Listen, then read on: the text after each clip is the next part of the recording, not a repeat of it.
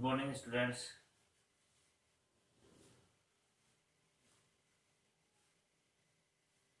हमारा जो चैप्टर चल रहा था वो था 11th।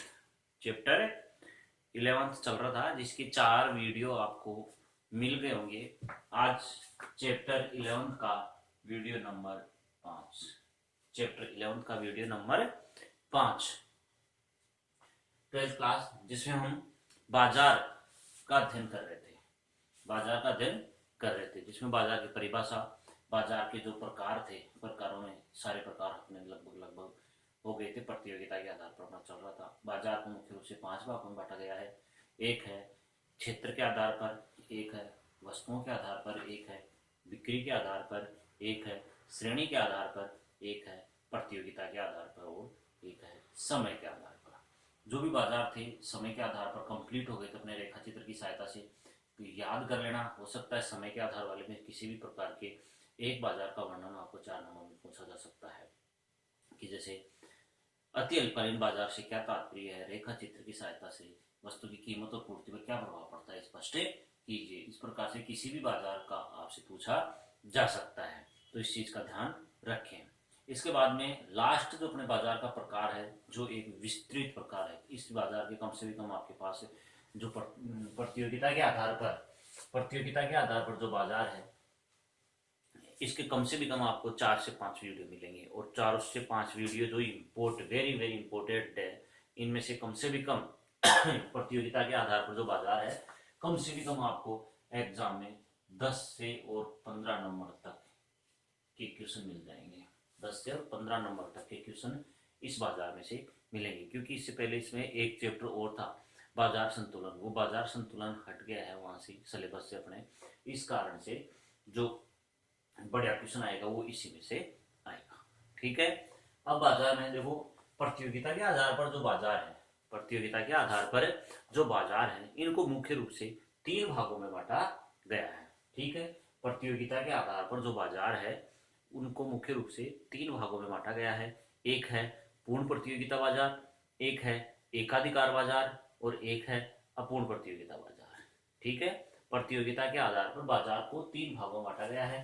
पूर्ण प्रतियोगिता बाजार, जिसको परफेक्ट कंपटीशन मार्केट के नाम से भी जाना जाता है, इंग्लिश में इसको परफेक्ट कंपटीशन कहते हैं। ठीक है। दूसरा है एकाधिकार बाजार, जिसको इंग्लिश में मोनोपोली कहते हैं। ठीक है। तीसरा है इसमें अपूर्ण प्रतियोगिता बाजार, जिसको इम्परफेक्ट कंपटीशन कहते हैं। ठीक है। इम्परफेक्ट कंपटीशन के बाद में जो अपूर्ण प्रतियोगिता बाजार है, इसको पुनः 3 भागों में बांटा गया है। एक है इसमें एकाधिकारात्मक, ये वाला है एकाधिकार बाजार, ये है एकाधिकारात्मक बाजार, ये है मोनोपोली मार्केट और ये है मोनोपोलिस्टिक मार्केट। ठीक है। दूसरा है अल्पाधिकार बाजार और एक है द्वैधिकार बाजार। ठीक है। अल्पाधिकार बाजार को 2 भागों में बांटा गया है। एक है पूर्ण अल्पाधिकार बाजार और एक है अपूर्ण अल्पाधिकार बाजार। ठीक है। इस वर्गीकरण का आप स्क्रीनशॉट ले लेना और अपनी कॉपी में एज इट इज उतार लेना। इसके अलावा अपने क्लास 12 का जो ग्रुप बना हुआ है, उस ग्रुप में मैंने जो इस चैप्टर के नोट्स हैं, वो नोट्स आपको अवेलेबल करवा दिए हैं। आप वहां से इसके नोट्स भी उतार सकते हैं। ठीक है।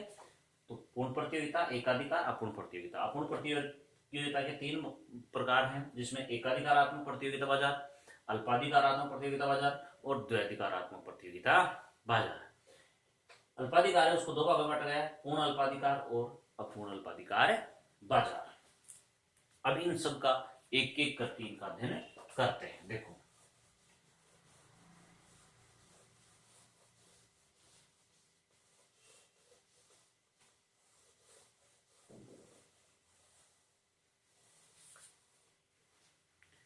प्रतियोगिता के आधार पर बाजार, सबसे पहला बाजार है वो अपना है पूर्ण प्रतियोगिता बाजार। पूर्ण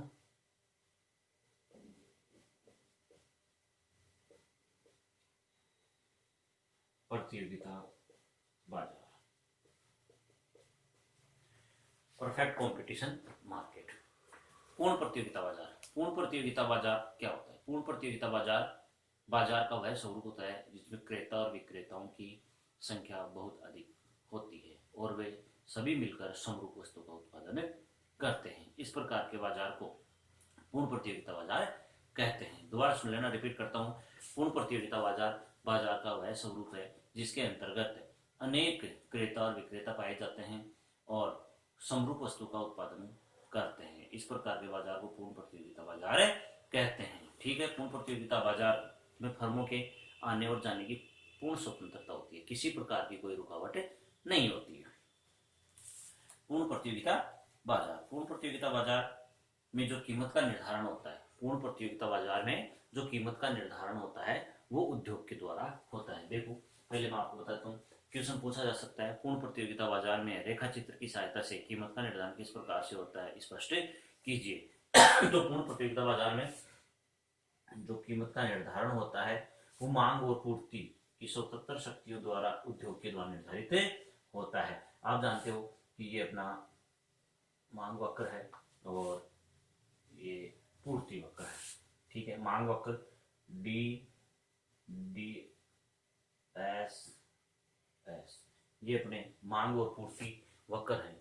ये दोनों एक दूसरे को जिस बिंदु पर काटते हैं उस बिंदु पर उत्पादन का स्तर और कीमत निर्धारित होती है। ये अपनी क्या है, कीमत। पूर्ण प्रतियोगिता बाजार में वाई एक्स है, इधर आपको लिखना पड़ेगा कीमत,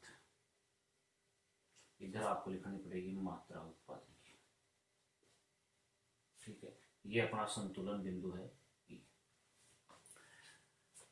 पूर्ण प्रतियोगिता बाजार में कीमत का निर्धारण उद्योग के मांग वक्र और उद्योग के पूर्ति वक्र अर्थात बाजार मांग वक्र और बाजार पूर्ति वक्र के द्वारा किया जाता है। जिस बिंदु पर उद्योग का मांग वक्र यानी बाजार मांग वक्र और बाजार पूर्ति वक्र एक दूसरे को काटते हैं, एक दूसरे को इंटरसेप्ट करते हैं, उस बिंदु पर बाजार में वस्तु की कीमत और उत्पादन की मात्रा निर्धारित होती है। जैसे दिए गए रेखा चित्र में ओ एक्स पर मात्रा और वाई एक्स पर वस्तु की कीमत को व्यक्त किया गया है, जिसके अंतर्गत बाजार मांग वक्र डी डी और बाजार पूर्ति वक्र एस एस को व्यक्त किया गया है, जो कि ई बिंदु पर क्या कर रहा है, एक दूसरे को इंटरसेप्टेड कर रहे हैं। ई बिंदु पर एक दूसरे को जो इंटरसेप्ट कर रहे हैं वहां पर साम्य कीमत ओ पी निर्धारित हो रही है और साम्य मात्रा ओ क्यू निर्धारित हो रही है। ये तो था उद्योग, ये तो था उद्योग, उद्योग द्वारा कीमत का निर्धारण। ध्यान रखना, पूर्ण प्रतियोगिता बाजार में जो कीमत निर्धारित होती है वो उद्योग के द्वारा निर्धारित होती है। फर्में जो होती है वो कीमत को स्वीकार करने वाली होती है, वो कीमत निर्धारित नहीं कर सकती, और न ही कीमत और उत्पादन की मात्रा को पूर्ण प्रतियोगिता बाजार में जो फर्म होती है वो प्रभावित कर सकती है, क्योंकि एक फर्म होती है उसका हिस्सा नगण्य होता है। इसलिए पूर्ण प्रतियोगिता बाजार में जो फर्म होती है वो किसी वस्तु की कीमत और उत्पादन की मात्रा को प्रभावित नहीं कर सकती है। इस प्रकार जो फर्में होती है, जो फर्म होती है, वे फर्में उद्योग द्वारा जो निर्धारित कीमत होती है उस कीमत को स्वीकार कर लेती है।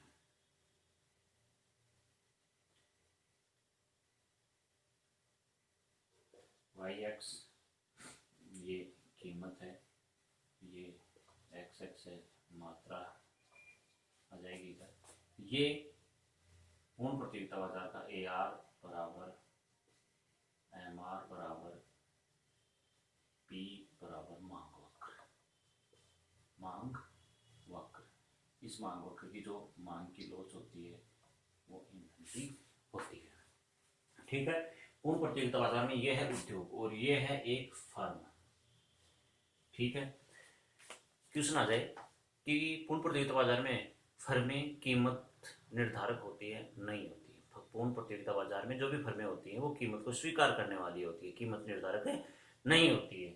कीमत निर्धारित कौन करता है? पूर्ण प्रतियोगिता बाजार में कीमत का निर्धारण उद्योग के द्वारा होता है, फर्म होती है उद्योग द्वारा निर्धारित कीमत को स्वीकार करने वाली होती है।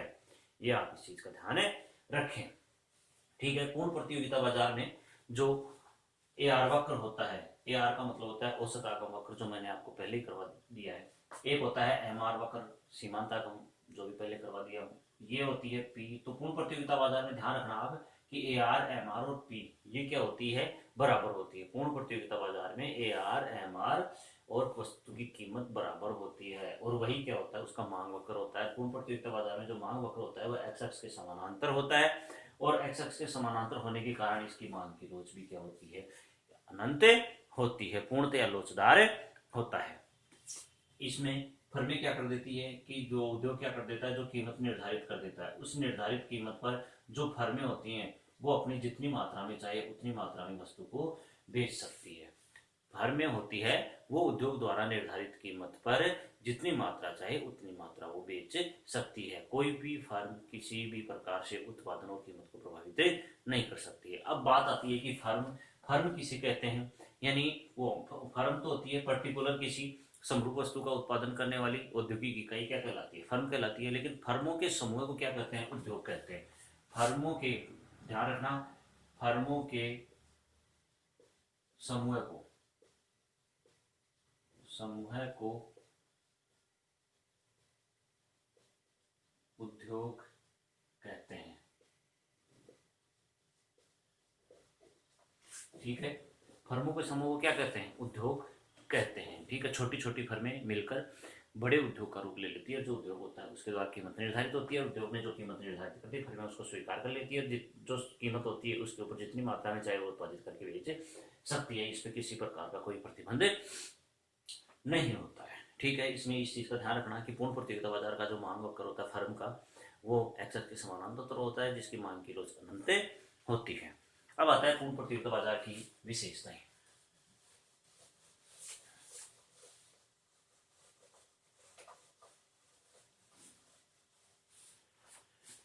पूर्ण प्रतियोगिता बाजार की विशेषताएं।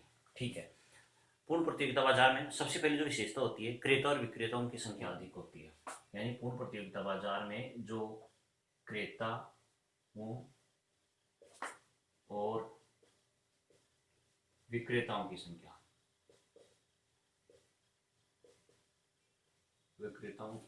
क्या होती है, अत्यधिक होती है। यानी पूर्ण प्रतियोगिता बाजार का वैसा होता है जिसमें किसी वस्तु का उत्पादन करने वाले बहुत सारे तो क्रेता होते हैं खरीदने वाले, और बहुत सारे उत्पादन करने वाले विक्रेता होते हैं। यानी क्रेता और पूर्ण प्रतियोगिता बाजार की पहली विशेषता है कि इसमें क्रेता और विक्रेताओं की संख्या अनंत होती है। क्रेता और विक्रेताओं की संख्या अनंत होती है। दूसरा है कि पूर्ण प्रतियोगिता बाजार में जिस प्रकार की वस्तु का उत्पादन किया जाता है वह वस्तु कैसी होती है, समरूप। पूर्ण प्रतियोगिता बाजार में जो वस्तु का उत्पादन होता है वो वस्तु क्या होती है, समरूप होती है। यानी पूर्ण प्रतिस्थापन होती है। जो वस्तु होती है वो क्या होती है, पूर्ण प्रतिस्थापन प्रकार की वस्तु पाई जाती है। समरूप वस्तुएं वे वस्तुएं होती हैं जो एक समान होती है। यानी एक वस्तु का दूसरी वस्तु से पूर्ण रूप से प्रतिस्थापन किया जा सकता है। यानी उनमें बिल्कुल भी किसी भी प्रकार का कोई परिवर्तन नहीं होता है। जो भी वस्तुएं होंगी सभी वस्तुएं एक ही प्रकार की होंगी। तीसरी प्रकार की जो इसमें विशेषता आती है पूर्ण प्रतियोगिता की, वह है कि प्रवेश फर्मों के,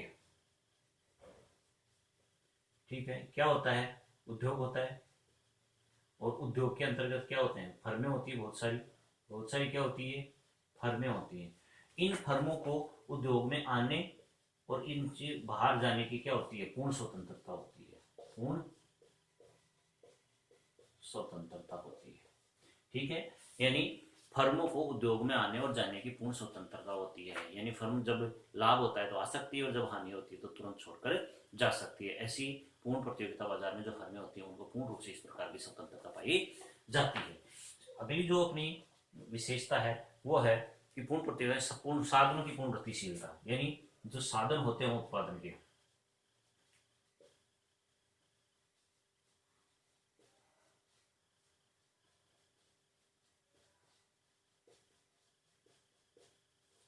साधनों की पूर्ण गतिशीलता, यानी जो भी उत्पादन के संसाधन होते हैं उन उत्पादन के संसाधनों को एक उद्योग से दूसरे उद्योग, एक देश से दूसरे देश, एक राज्य से दूसरे राज्य में जाने की पूर्ण स्वतंत्रता होती है।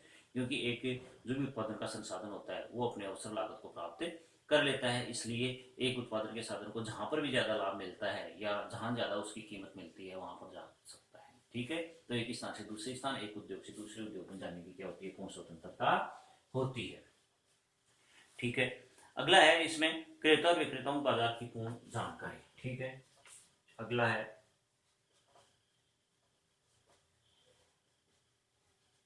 बाजार की पूर्ण जानकारी। किसको, क्रेता और विक्रेताओं को,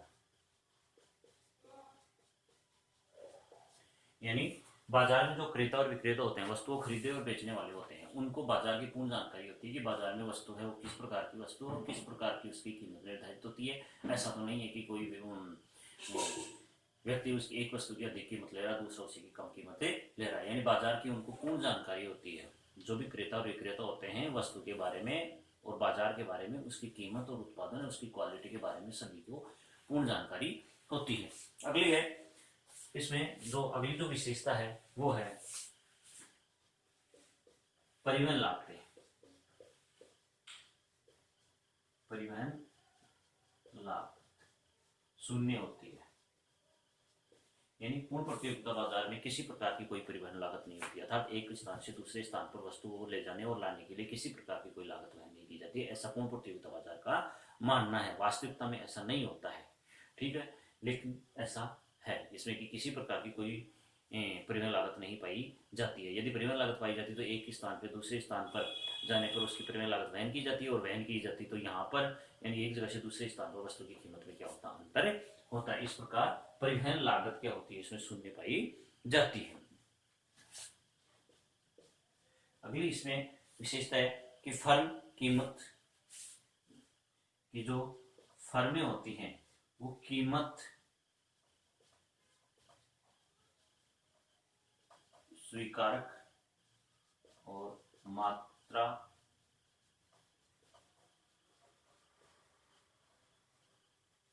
समायोजक होती है।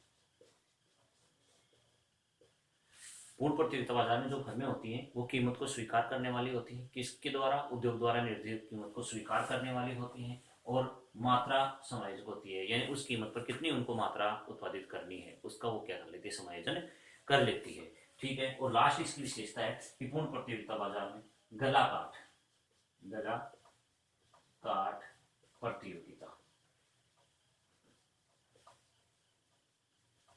प्रतियोगिता पाई जाती है। यानी पूर्ण प्रतियोगिता बाजार में जो फर्में होती हैं उन फर्मों में आपस में गला काट प्रतियोगिता पाई जाती है, यानी एक फर्म दूसरे फर्म के जो ग्राहक होते हैं उनको तोड़ने की प्रवृत्ति पाई जाती है। अर्थात कीमत में किसी प्रकार का कोई परिवर्तन नहीं होता है, लेकिन एक फर्म दूसरे फर्म के जो ग्राहक होते हैं उनको तोड़ने की प्रवृत्ति इसमें पाई जाती है। ये पूर्ण प्रतियोगिता बाजार की प्रमुख विशेषताएं थी। पहली विशेषता है कि पूर्ण प्रतियोगिता बाजार में क्रेता और विक्रेताओं की संख्या अत्यधिक होती है। दूसरी है वस्तुएं समरूप होती है, यानी पूर्ण रूप से प्रतिस्थापन होती है। तीसरा है कि फर्मों को उद्योग में आने जाने की पूर्ण स्वतंत्रता होती है। साधनों में पूर्ण गतिशीलता पाई जाती है। बाजार की पूर्ण जानकारी होती है, क्रेता और विक्रेताओं को बाजार की पूर्ण जानकारी होती है। पूर्ण प्रतियोगिता बाजार में परिवहन लागतें शून्य होती है या परिवहन लागतें नहीं होती हैं। पूर्ण प्रतियोगिता बाजार में फर्में होती है, कीमत को स्वीकारक होती है और मात्रा समायोजक होती है। पूर्ण प्रतियोगिता बाजार में गलाकाट प्रतियोगिता पाई जाती है। और भी देखो तो पूर्ण प्रतियोगिता बाजार का मांग वक्र, पूर्ण प्रतियोगिता बाजार मांग एक्स अक्ष के समानांतर होता है। ये अपना पूर्ण प्रतियोगिता बाजार था। इसमें एक क्वेश्चन बनता है कि जैसे अपने पाठ्य पुस्तक का जो क्वेश्चन नंबर